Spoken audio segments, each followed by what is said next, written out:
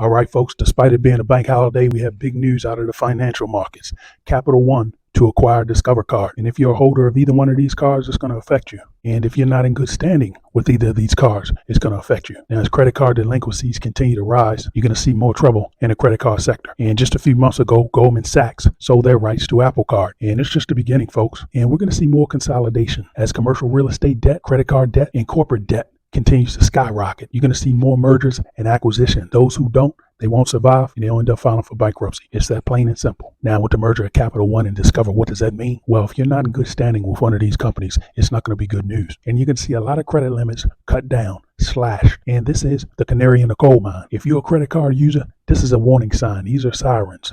A lot of these companies, they're going to get ready to cut limits heavy. Capital One is only doing this because delinquencies are rising. They needed to buy another company just to shore up their house. Now, they're not going to come out and say that, and will they get regulatory approval? I'm probably sure they will. They have enough lobbyists. They paid off enough congressmen to give them the green check mark, to give them the green light. And this merger will probably happen in less than 6 months. Now, with the merger of Capital One and Discover, you're going to see a massive amount of layoffs. Now, Capital One has 52,000 employees. Discover Financial Services has 17,000. And if you work for Discover Financial, well, it might be a good time to start looking over the horizon, seeing what's out there, seeing what jobs are out there. And it's probably not going to stop there, folks. AI is taking a lot of corporate jobs. And if you work at a desk, these companies are having no mercy. It wouldn't surprise me if a percentage of Capital One's 52,000 employees are axed also. So we may very well see 20 to 25,000 people out of a job with this merger.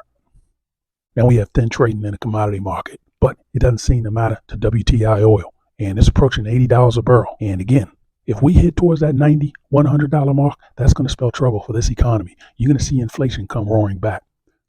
And this is an interesting story coming out of Connecticut. Now, we have about 20 million households behind on their electricity. Now, there are 126 million households in America. And an electric company in Connecticut is considering a $38 surcharge to existing customers because other people have fallen behind on their electricity bill and have gotten their electricity cut off. So the electricity company is going to make up for that downfall by charging customers $38 a month on their bills. And we're going to see something like this across the country. The guys at the top, the corporate guys, they're not taking any cuts. And whatever the little guy on the street, whatever cut he's taking it, the rest of the other little guys, they're going to pay for. The CEOs, they're not taking any cuts. Their bonuses this year are going to be bigger than they were last year. Their salary this year is going to be bigger than it was last year. And it doesn't matter if their company sells less products or there's a big hefty lawsuit against them.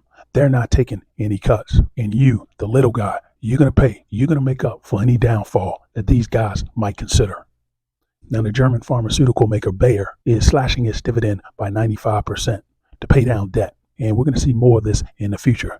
Now, for those companies that don't want to slash their dividend, they won't survive. But Bayer, they took a proactive approach, and they're going to get in front of this train, in front of this debt locomotive. And if you work for a company that has a lot of debt, again, you might want to be preparing that resume because, as I've said, when this regional bank crisis begins, these dominoes are going to fall like raindrops from the sky. And there are going to be a lot of names a year from now that don't exist.